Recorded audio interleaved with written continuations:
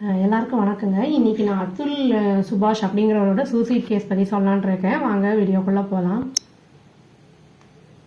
இப்போது ரீசெண்டாக பெங்களூரில் வேலை பார்த்துட்டு இருந்தார் அத்துல் சுபாஷ் அப்படிங்கிறவரு. ஒரு கம்ப்யூட்டர் இன்ஜினியருங்க.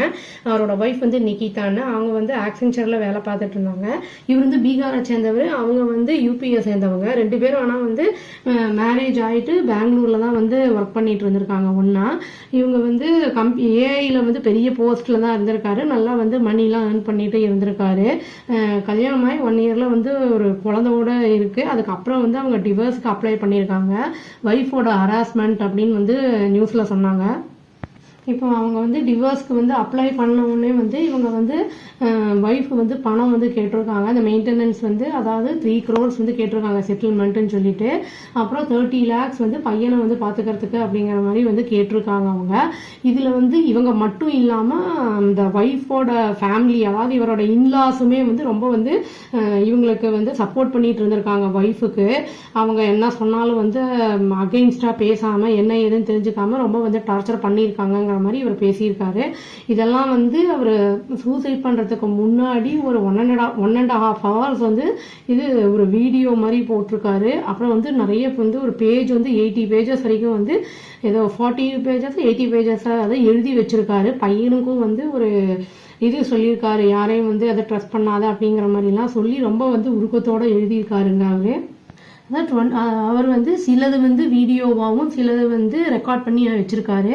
அப்புறம் இன்னொன்று அதை 24 pages எழுதியிருக்காருங்க அவரு. இவங்க நிகிதா அவங்க என்ன சொன்னாங்க அப்படின்னா நியூஸ்ல பார்த்த சொல்றேன் நான். அவங்க என்ன சொல்றாங்கன்னா, நான் கில்ட்டியாவே ஃபீல் பண்ணல, அவர் செத்ததுக்கு நான் ரொம்ப வருத்தப்படுறேன் அப்படிங்கிற மாதிரி தான் சொல்லியிருக்காங்க. அவங்க ஃபேமிலி அப்ஸ்காண்டே ஆயிட்டாங்க. அதாவது எங்க போனாங்கன்னே தெரியல. அதாவது இன்வெஸ்டிகேஷன் இப்போ அவங்கள தேடுதல் பிளஸ் இன்வெஸ்டிகேஷனும் நடந்துகிட்டு இருக்கு இப்போ என்ன ஏது அப்படின்னு. இந்த கேஸ் யூபியில் நடந்துட்டு இருந்தது. அதாவது இவங்களுக்கு ஜட்ஜு பணம் எனக்கு அவங்களுக்கு ஃபேவராக இருக்கணும் அப்படின்னா எனக்கு பிரைபு கூட அப்படிங்கிற மாதிரி சொல்லியிருக்காங்க 5 lakhs.